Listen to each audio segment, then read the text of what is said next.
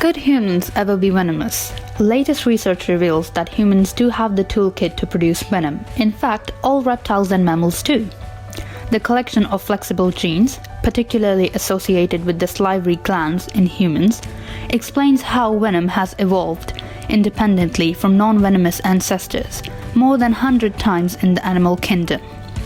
Humans already produce a key protein in saliva, used in many venom systems. Kallikreins, it is also a key part of many venoms. Kallikreins are thus a natural starting point for theoretically venomous humans.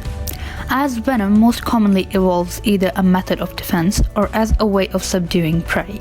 So if currently successful strategies of acquiring food and choosing mates for humans start falling apart, then there might be a possibility of venomous humans in future. Humans, of course, have invented tools, weapons, and social structures that do most of these jobs without the need of venomous fang. So the new research may not raise many hopes for new superpowers for humans. But, as said, need is the mother of invention. If in future humans need their venom to survive, they will surely use their hidden tool of becoming venomous.